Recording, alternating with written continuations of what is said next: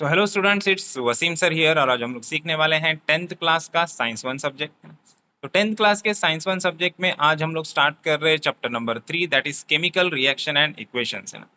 So chemical reaction and equation इस chapter में आज इस वीडियो में हम लोग सीखने वाले हैं फिजिकल चेंज, केमिकल चेंज क्या होता है, फिजिकल चेंज क्या होता है, देन दोनों का डिफरेंस देखेंगे, कुछ एग्जांपल्स देखेंगे, देन हम लोग सीखेंगे what is chemical reaction, chemical reaction किसको बोलते हैं, केमिकल इक्वेशन क्या होता है, और rules of writing chemical reaction, है ना। केमिकल रिएक्शन कोई भी लिखने के लिए क्या रूल्स होते हैं वो हम लोग आज डिस्कस करने वाले। तो चलो स्टार्ट करते हैं फिजिकल चेंज से। What is mean by physical change and what is mean by chemical change, सब में पहले देखेंगे। देखो फिजिकल चेंज क्या होता है। Physical change takes place due to change in parameter such as temperature, pressure, है ना। तो देखो फिजिकल चेंज क्या होता है, कोई भी एलिमेंट में, कोई भी सब्सटेंस में कोई भी चेंज आ रहा है किसकी वजह से, उसका टेम्परेचर चेंज हो रहा है, उसका टेम्परेचर कम हो रहा है या ज्यादा हो रहा है, या उसका प्रेशर कम ज्यादा हो रहा है, या फिर कोई भी ऐसा फिजिकल पैरामीटर है जो उसका कम ज्यादा हो रहा है, तो वैसे चेंज को हम लोग क्या बोलेंगे, फिजिकल चेंज बोलेंगे। सपोज हमारा वाटर है, वाटर का टेम्परेचर अगर हम लोगों ने कम कर दिया, 0 डिग्री सेंटीग्रेड से कम कर देंगे उसको, तो वो क्या हो जाएगा, फ्रीज हो जाएगा और वो सॉलिड स्टेट में चला जाएगा, है ना। तो ये क्या है, फिजिकल चेंज है। वैसे ही देखो physical change, often a physical change is a temporary and reversible in nature.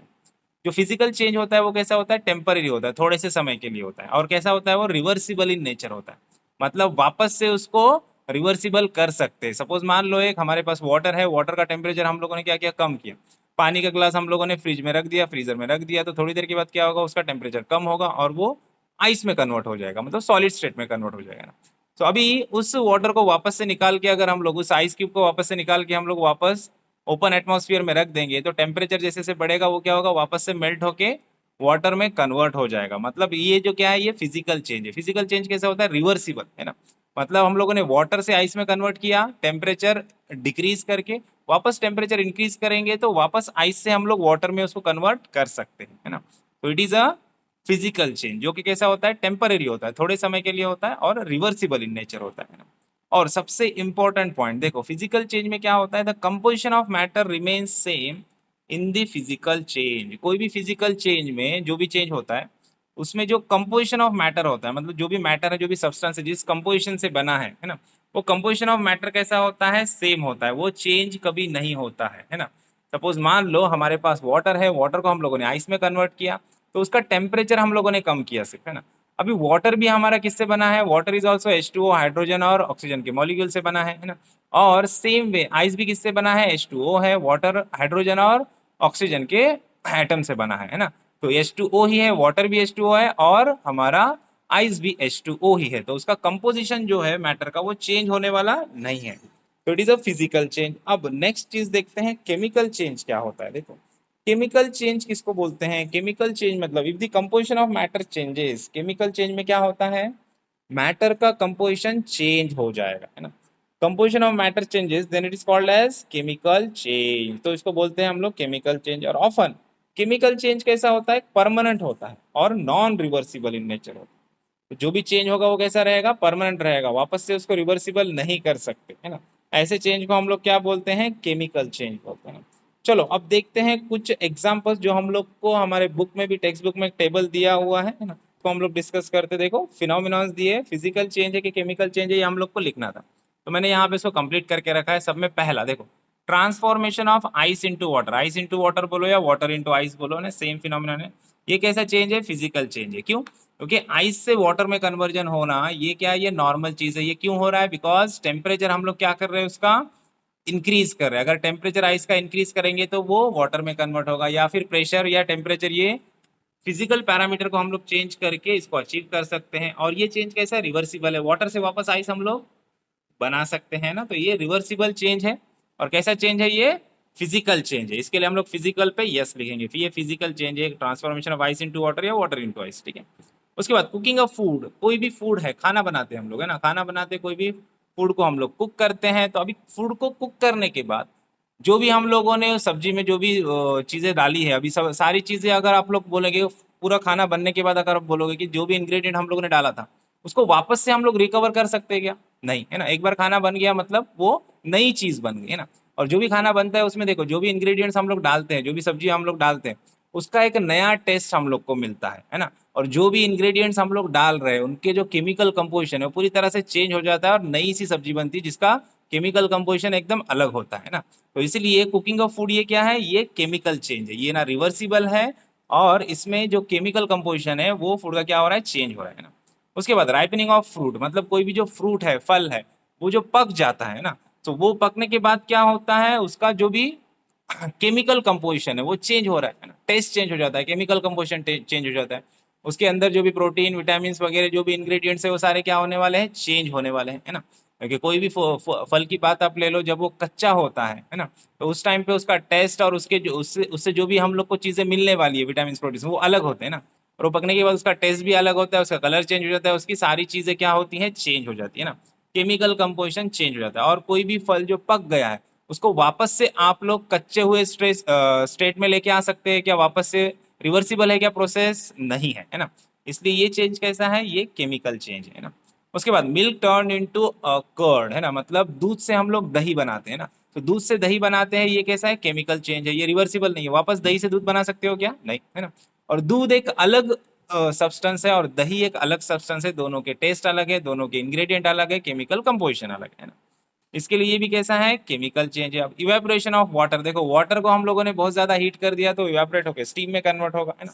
और ये जो स्टीम है, ये स्टीम से हम लोग वापस से वाटर को रिकवर कर सकते हैं। स्टीम को ठंडा कर दोगे वापस पानी बन जाएगा, है क्या, टेम्परेचर कम कर दोगे तो पानी बन जाएगा, रिवर्सिबल प्रोसेस है। केमिकल कंपोजिशन भी सेम होता है, इधर भी H2O है, वो भी H2O ही है ना। तो इसलिए कैसा है, फिजिकल चेंज है। अब digestion of food in stomach, जो भी हम लोग खाना खाते हैं वो स्टमक में जाने के बाद डाइजेस्ट हो गया, ब्लड में मिक्स हो गया, शुगर में कन्वर्ट हो गया, तो उसको वापस से आप रिकवर नहीं कर सकते, है ना। तो ये भी क्या है, केमिकल चेंज है ना। उसके बाद size reduction of naphtha balls, है ना, जो नेफ्ता होते हैं व्हाइट कलर के गोलियां होते हैं, देखो कपूर गोली, या फिर हम लोग उसको टॉयलेट्स में हम लोग देखते हैं या कबर्ड में हम लोग रखते हैं अच्छी स्मेल के लिए, है ना। सो वो जो नेफ्ता बॉल्स होते हैं उनको आप लोग रख दोगे, ऐसे कोई चीज पे रख दोगे तो धीरे धीरे क्या होते हैं, वो इवेपोरेट होते हैं और वो अच्छा सा स्मेल देते हैं, है ना। तो अभी ये जो इवेपोरेशन हो रहा है नेफ्ता बॉल्स का, वो कैसा है, वो टेम्पररी है, उसको वापस से आप रिकवर करके वापस नेफ्ता बॉल बना सकते हो, है ना। और इसमें केमिकल कंपोजिशन भी उसका सेम होता है, चेंज नहीं होता है ना, इसलिए कैसा है, फिजिकल चेंज है ना। स्टेनिंग ऑफ शाहबाद और Kadapa tile by lemon juice, है ना। तो कडप्पा टाइल या शाहबाद टाइल पे अगर हम लोग लेमन जूस डालते हैं तो उसका स्टेनिंग एक्शन होता है ना। और ये कैसा, ये परमानेंट चेंज है, इसको वापस आप रिवर्सिबल नहीं कर सकते, इसलिए केमिकल चेंज है, वहां पे केमिकल रिएक्शन होता है। आगे चल के हम लोग को केमिकल रिएक्शन भी पढ़ना है, तो तब हम लोग और डिटेल में समझेंगे इसको, है ना। अभी लास्ट पॉइंट देखो, breaking of glass object on falling from a height, है ना। ऊपर से हम लोगों ने कोई ग्लास का ऑब्जेक्ट गिरा दिया नीचे, तो अब वो ग्लास टूट जाएगा। अब ग्लास टूट जाएगा लेकिन ग्लास के पीसेस जो टूट गए हैं वो भी ग्लास ही है, सेम मटेरियल है, जो मटेरियल से बना है वो ग्लास, वही सेम मटेरियल के पीसेस हम लोग को वहां पे मिलेंगे ना। ग्लास टूटने के बाद कोई नया मटेरियल बन जाने वाला है क्या, नहीं, ग्लास ही रहने वाला है ना। और उसको ग्लास को हम लोग मेल्ट करके वापस से शेप दे के वापस ग्लास में कन्वर्ट कर सकते हैं, है ना। इसलिए ये कैसा है, रिवर्सिबल प्रोसेस है और केमिकल कंपोजिशन यहाँ पे चेंज नहीं होता है, इसलिए ये कैसा चेंज है, फिजिकल चेंज है ना। चलो नेक्स्ट पॉइंट की तरफ बढ़ते हैं। नेक्स्ट पॉइंट क्या दिया है, केमिकल रिएक्शन, है ना। अभी केमिकल रिएक्शन किसको बोलते हैं, chemical reaction is a process in which new substances are produced by formation of new bonds, है ना। क्या होता है, जिसमें नए सब्सटेंसेस बनते हैं, नए बॉन्ड्स बनाकर नए सब्सटेंसेस बनाए जाते हैं, है ना। The substances taking part in a chemical reaction are called reactant, है ना। जो भी सब्सटेंसेस केमिकल रिएक्शन में पार्ट लेते हैं उनको हम लोग क्या बोलते हैं, रिएक्टेंट बोलते हैं, है ना। Whereas the substances formed as a result of a chemical reaction by formation of new bonds are called product, है ना। और जो भी रिएक्टेंट है ना, जो पार्टिसिपेट कर रहे हैं केमिकल रिएक्शन में, है ना, उनको मिला के क्या होता है, कि नए बॉन्ड, उनके बीच में नए बॉन्ड्स बनते हैं और एक नया सब्सटेंस प्रोड्यूस होता है। और जो नया सब्सटेंस प्रोड्यूस हो रहा है उसको हम लोग क्या बोलते हैं, प्रोडक्ट बोलते हैं, है ना। अभी देखो फॉर एग्जांपल दिया है यहाँ पे कार्बन, जैसे कि हम लोगों ने क्या किया है, कार्बन को ओपन एयर में, कोल या फिर कार्बन को हम लोगों ने क्या किया, ओपन एटमॉस्फेरिक एयर में अगर हम लोग उसको बर्न करते हैं तो बर्न करने के बाद क्या होगा, कार्बन मिक्स होगा ऑक्सीजन के साथ और हम लोग को कार्बन डाइऑक्साइड या कार्बन मोनोऑक्साइड गैस मिलेगी जो कि रिलीज होगी एटमॉस्फेयर में, है ना। तो ये हमारी सिंपल सी रिएक्शन है। देखो इन रिएक्शन क्या हो रहा है, carbon and oxygen both are the reactant, carbon और ऑक्सीजन दोनों क्या है, रिएक्टेंट है जो कंबाइन हो रहे हैं आफ्टर बर्निंग, है ना। और कंबाइन होके हम लोग को क्या मिल रहा है, कार्बन डाइऑक्साइड गैस मिल रहा है ना। देखो सो कार्बन और ऑक्सीजन ये दो क्या है, रिएक्टेंट है जो लेफ्ट साइड में है, और उनके बीच में एरो हम लोगों ने दिया है, और राइट साइड में जो है हमारा वो क्या है, प्रोडक्ट है। अब दोनों के बीच में बॉन्ड बना, कार्बन और ऑक्सीजन के बीच में एक बॉन्ड बना, और नया सब्सटेंस मिला हम लोग को, कार्बन डाइऑक्साइड गैस, जो कि रिलीज होगी एटमॉस्फेयर में, है ना। समझ में आया? ये होता है केमिकल रिएक्शन, जिसमें क्या होता है, दो नए सब्सटेंस आपस में इंटरेक्ट करते हैं, दोनों के बीच में नए बॉन्ड्स क्रिएट होते हैं और एक नया सब्सटेंस हम लोग को मिलता है। इसको बोलते हैं हम लोग केमिकल रिएक्शन, है ना। तो चलो नेक्स्ट पॉइंट की तरफ बढ़ते हैं, केमिकल इक्वेशन, है ना। अभी केमिकल इक्वेशन क्या होता है? केमिकल इक्वेशन मतलब simple way of representing a chemical reaction in word is called word equation. देखो, केमिकल इक्वेशन किसको बोलते हैं उससे पहले समझेंगे कि वर्ड इक्वेशन क्या होता है ना। अभी हम लोगों ने देखा कि केमिकल रिएक्शन क्या होता है, जिसमें क्या होता है, दो सब्सटेंसेस के बीच में बॉन्ड्स बनते हैं, और बॉन्ड्स बन के नया सब्सटेंस बनता है, उसको हम लोग केमिकल रिएक्शन बोलते हैं ना। अभी केमिकल रिएक्शन को लिखने का जो तरीका है, अगर हम लोग उसको वर्ड के फॉर्म में लिखते हैं, वर्ड के फॉर्म में लिखते हैं तो उसको हम लोग वर्ड इक्वेशन बोलते हैं ना। और the representation of chemical reaction in a condensed form, है ना, किसमें, कंडेंस्ड फॉर्म में, बाय यूजिंग केमिकल फॉर्मूला, है ना। जो भी सब्सटेंसेस है उनके हम लोग क्या लिख रहे हैं, सिर्फ केमिकल फॉर्मूलाज लिख रहे हैं, तो वैसे इक्वेशन को हम लोग क्या बोलते हैं, केमिकल इक्वेशन बोलते हैं, है ना। अगर हम लोग पूरा पूरा नाम लिख रहे हैं उसका, तो उसको हम लोग क्या बोलेंगे, वर्ड इक्वेशन बोलेंगे, है ना। और पूरा नाम, उस सब्सटेंसेस का पूरा नाम ना लिखते हुए हम लोग क्या लिख रहे हैं, उसके सिर्फ केमिकल फॉर्मूलाज लिख रहे हैं, तो उसको हम लोग क्या बोलेंगे, उसको बोलेंगे केमिकल इक्वेशन बोलेंगे, ना। इसको एक एग्जांपल से समझ लेते हैं, जो हम लोग को बुक में दिया है। देखो, let us look the chemical reaction, colourless solution of zinc sulphate. Zinc sulphate का कलरलेस सॉल्यूशन हम लोग को मिलता है, कब मिलता है, जब हम लोग क्या करेंगे, जिंक डस्ट को ऐड करेंगे blue solution of copper sulphate, CuSO4, है ना। कॉपर सल्फेट के सॉल्यूशन में अगर जिंक डस्ट को हम लोग ऐड करते हैं तो हम लोग को ZnSO4, जिंक सल्फेट मिलता है कलरलेस सॉल्यूशन, और कॉपर मिलता है। तो अब इसको ही हम लोग वर्ड इक्वेशन में कैसे लिख सकते हैं, देखो यहाँ पे वर्ड इक्वेशन में लिखा हुआ है, जो आपको दिख रहा है उसके नीचे के लाइन में, aqueous solution of copper sulphate का aqueous solution plus zinc dust, ये क्या है, दोनों ये रिएक्टेंट है। अब ये दोनों को मिलाने के बाद हम लोग को प्रोडक्ट मिलता है, क्या मिलता है, aqueous solution of zinc dust मिलता है प्लस कॉपर मिलता है ना। अब ये जो लिखा है ये क्या है, इसको बोलते हैं वर्ड इक्वेशन, जो सारे के सारे इंग्रेडिएंट को हम लोगों ने वर्ड में लिखा है, पूरा पूरा उनका नाम लिखा है ना। अब देखो, अब केमिकल इक्वेशन किसको बोलते हैं, केमिकल इक्वेशन ये वाला है जो नीचे लिखा है, देखो केमिकल इक्वेशन क्या होता है, जिसमें हम लोग सिर्फ केमिकल फॉर्मूला लिखते हैं। देखो, aqueous solution of copper sulphate की जगह हम लोग क्या लिखेंगे, सिर्फ CuSO4 लिखेंगे, है ना, प्लस जिंक डस्ट की जगह पे क्या लिखेंगे, सिर्फ Zn लिखेंगे, है ना। और ये क्या है, रिएक्टेंट है, एरो एरो की, अब इस साइड में क्या है, ZnSO4, है ना। जिंक ने क्या किया, कॉपर को डिस्प्लेस कर दिया, कॉपर को डिस्प्लेस करके जिंक ने कॉपर की जगह ले लिया, और कॉपर जिंक सल्फेट हम लोग को वहां पे मिला, ZnSO4, है ना, प्लस कॉपर अलग हो गया, कॉपर सब्सटेंस हम लोग को यहाँ पे मिला है ना। तो CuSO4 plus Zn is equal to ZnSO4 plus Cu, ये है हमारा रिएक्शन, और इसको क्या बोलते हैं हम लोग, केमिकल इक्वेशन बोलते हैं ना, जिसमें हम लोग सिर्फ केमिकल फॉर्मूला लिखते हैं। समझ में आया? तो चलो बढ़ते हैं नेक्स्ट पॉइंट की तरफ। सबसे इंपॉर्टेंट और लास्ट पॉइंट है हमारा, rules of writing a chemical reaction, है ना। कोई भी केमिकल रिएक्शन लिखने के लिए क्या क्या रूल्स होते हैं, किस तरह से उसको लिखना चाहिए, है ना। तो सब में पहला रूल देखो, in a chemical equation the reactant are written on the left hand side, है ना, while the product are on the right hand side and an arrow heading towards the product is drawn in between them। जैसे देखो यहाँ पे नीचे हम लोगों ने एग्जांपल लिया है CuSO4 प्लस Zn, ये क्या है, रिएक्टेंट है। रिएक्टेंट को हम लोग कभी भी कहाँ पे लिखेंगे, लेफ्ट साइड में लिखेंगे, किसके, एरो के, है ना। और एरो के राइट साइड में हम लोग क्या लिखेंगे, प्रोडक्ट को लिखेंगे, जैसे ZnSO4 प्लस Cu, ये प्रोडक्ट है, इसको हम लोगों ने राइट साइड में लिखा है एरो के, है ना। और एरो का जो हेड है वो कभी भी कैसा रहेगा, रिएक्टेंट से प्रोडक्ट की तरफ उसका एरो हेड रहेगा, है ना। रिएक्टेंट से हमेशा प्रोडक्ट की तरफ उसका एरोहेड होने वाला है ना। उसके बाद सेकंड रूल क्या बोलता है, इफ द रिएक्टेंट और प्रोडक्ट आर टू और मोर, अगर रिएक्टेंट या प्रोडक्ट दो या दो से ज्यादा रहते हैं, they are linked with a plus sign in between them, तो उनके बीच में हम लोग क्या करते हैं, प्लस साइन लिखते हैं। जैसे कि यहाँ पे CuSO4 प्लस Zn, ये दो रिएक्टेंट है, तो दोनों के बीच में हम लोग प्लस साइन लिखेंगे, हमेशा प्लस साइन लिखना है, माइनस साइन या मल्टीप्लिकेशन का साइन कभी नहीं आएगा, सिर्फ प्लस साइन आएगा, है ना। और प्रोडक्ट में भी सेम, अगर दो या दो से ज्यादा प्रोडक्ट होते हैं तो बीच में क्या आने वाला है, प्लस साइन आने वाला है ना। चलो अब थर्ड वाला रूल देखो, थर्ड वाला रूल हम लोग को बहुत लंबा चौड़ा दिया है, हम लोग उसको शॉर्ट में निपटाते हैं। देखो, to make the chemical equation more informative, the physical state of the reactant are indicated in the equation, है ना। अभी जो भी हमारी केमिकल रिएक्शन है उसको ज्यादा इंफॉर्मेटिव बनाने के लिए हम लोग क्या करते हैं, उसको ज्यादा इंफॉर्मेटिव बनाने के लिए बहुत सारे हम लोग क्या करते हैं, चीजें इंडिकेट करते हैं, उसमें इंफॉर्मेशन इंडिकेट करते हैं। जैसे कि अगर हमारा जो भी सब्सटेंस है, जो भी एलिमेंट है, वो गैसेस फॉर्म में है, लिक्विड फॉर्म में है कि सॉलिड फॉर्म में है, ये इंडिकेट करने के लिए हम लोग वहां पे स्मॉल जी लेटर या स्मॉल एल लेटर या स्मॉल एस लेटर को लिखते हैं। जैसे CuSO4, ये क्या है, ये एक्वस सॉल्यूशन है ना। तो एक्वस सॉल्यूशन है तो नीचे हम लोगों ने रेड कलर में लिखा है AQ, है ना। AQ क्या इंडिकेट करता है, एक्वस सॉल्यूशन, है ना। अब Zn जिंक क्या है, जिंक डस्ट है, सॉलिड फॉर्म में, है ना। तो इसलिए नीचे लिखा है छोटा सा S लिखा है। S क्या इंडिकेट कर रहा है कि ये जिंक क्या है, सॉलिड फॉर्म में, है ना। वैसे ही सेम ZnSO4 AQ लिखा है मतलब एक्वस सॉल्यूशन है, और CuS लिखा है आगे, है ना। S क्या शो करता है, S मतलब वो सॉलिड फॉर्म में है ना। अब उसके बाद और क्या दिया, if the product is gases instead of G, it can be indicated by an arrow putting upward, है ना। अब सपोज मान लो कोई जो प्रोडक्ट हमारा बन रहा है ना, और वो जो प्रोडक्ट है वो प्रोडक्ट कैसा है, गैसेस फॉर्म में है। अगर प्रोडक्ट में क्या बन रहा है, हमारी गैस बन रही है, जैसे कि हम लोगों ने लास्ट एग्जांपल लिया था, अगर कोल को अगर हम लोग बर्न करते हैं ओपन एयर में तो ऑक्सीजन के साथ कंबाइन होता है, CO2 गैस मिलती है हम लोग को, है ना, कार्बन डाइऑक्साइड गैस मिलती है।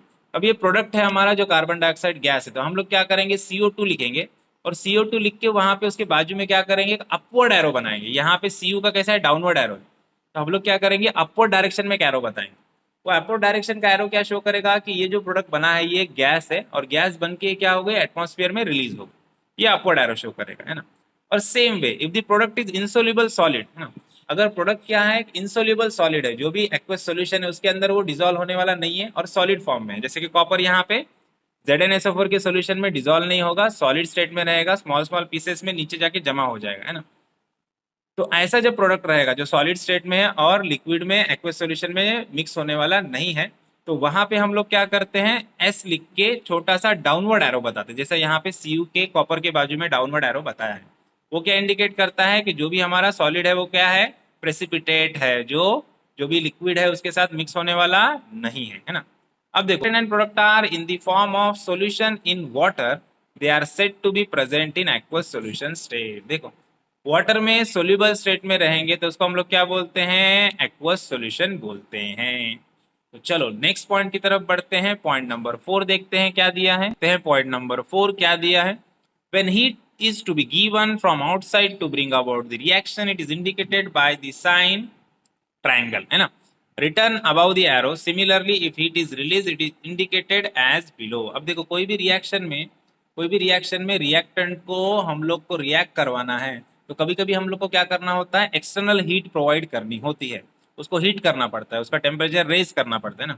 तो कभी भी हम लोग क्या कर रहे हैं कि रिएक्टेंट के बीच में रिएक्शन होने के लिए हीट प्रोवाइड कर रहे हैं, एक्सटर्नल हीट प्रोवाइड कर रहे हैं, तो वो हम लोग रिएक्शन में कैसे बताएंगे, हम लोग एरो के ऊपर जो एरो हेड है, रिएक्टेंट और प्रोडक्ट के बीच में जो एरो हेड होता है, उस एरो हेड के ऊपर छोटा सा ट्रायंगल बनाएंगे। जैसा देखो सेकंड वाली नीचे वाली इक्वेशन में लाइमस्टोन जो होता है CaCO3, इसको हीट करेंगे हम लोग तो हम लोग को quick lime that is calcium oxide मिलता है, प्लस CO2 गैस रिलीज होती है एटमॉस्फेयर में। देखो गैस रिलीज हो रही है, इसके लिए अपवर्ड एरो बताया, ठीक है।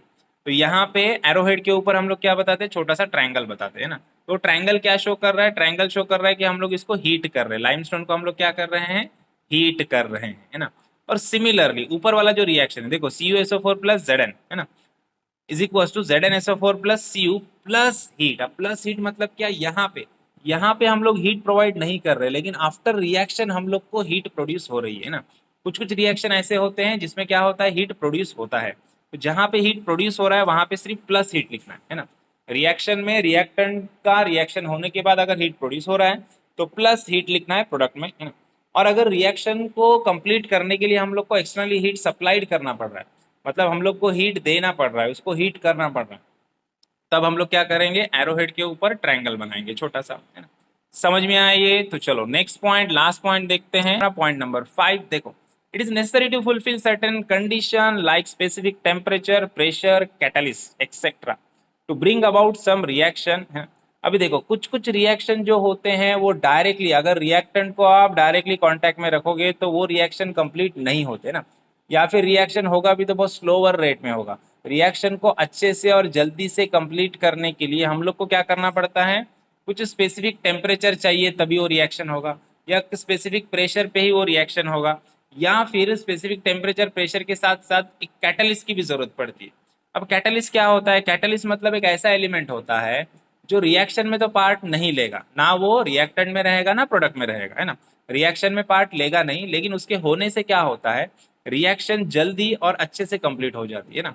तो reaction will, the rate of reaction will increase. तो रेट ऑफ रिएक्शन क्या होता है, कैटलिस्ट की वजह से इंक्रीज होता है। वैसे एलिमेंट को हम लोग क्या बोलते हैं, कैटलिस्ट बोलते हैं। तो देखो फॉर एग्जांपल यहाँ पे दिया है, the reaction of vegetable oil takes place at the temperature of 60 degree centigrade, है ना, with the hydrogen gas in presence of nickel catalyst and return as follows, है ना। अभी देखो वेजिटेबल ऑयल का अगर हम लोग को हाइड्रोजनेशन करना है, वेजिटेबल ऑयल का हाइड्रोजन गैस के साथ रिएक्शन हम लोग को परफॉर्म करना है, तो वो होता है 60 डिग्री सेंटीग्रेड टेम्परेचर पे ही, ना उससे ज़्यादा ना उससे कम। 60 डिग्री टेम्परेचर हम लोग को मेंटेन करना होता है। और वहाँ पे अब वहीं पे हम लोग क्या करेंगे, अगर निकेल एलिमेंट को साथ में रखेंगे तो निकेल कैटलिस्ट से क्या होता है, रिएक्शन फास्टर रेट में होता है ना। तो vegetable oil plus hydrogen we will get vanaspati ghee, है ना। तो वहां से हम लोग क्या मिलेगा, वनस्पति घी मिलेगा। वेजिटेबल ऑयल से वनस्पति घी बनाना है तो हाइड्रोजनेशन, हाइड्रोजन गैस को रिएक्ट करवाना होता है जो 60 डिग्री सेंटीग्रेड पे होगा। प्लस यहाँ पे हम लोग को क्या चाहिए, निकल कैटलिस्ट चाहिए, जिससे कि रिएक्शन क्या होगी, फास्टर रेट में कंप्लीट हो जाएगी, है ना। तो इस तरह से यहाँ पे हमारा ये 5th नंबर वाला पॉइंट भी खत्म होता है ना। सो आज इस पार्ट 1 में हम लोग यहीं तक ही सीखेंगे, है ना। सो आगे के जो पॉइंट्स है हम लोग को पार्ट 2 और पार्ट 3 में कंप्लीट करेंगे। इस तरह से हम लोग ये चैप्टर कंप्लीट करने वाले हैं ना। आई होप आप लोगों को आज हम लोगों ने जो भी सीखा है वो अच्छे से समझ में आया है। वीडियो अच्छा लगा है तो वीडियो को लाइक कीजिए और ज़्यादा से ज़्यादा अपने दोस्तों के साथ शेयर कीजिए और चैनल को सब्सक्राइब करना ना भूलिए। तो मिलते हैं नेक्स्ट वीडियो में नेक्स्ट पार्ट के साथ, तब तक के लिए थैंक यू, बाय बाय।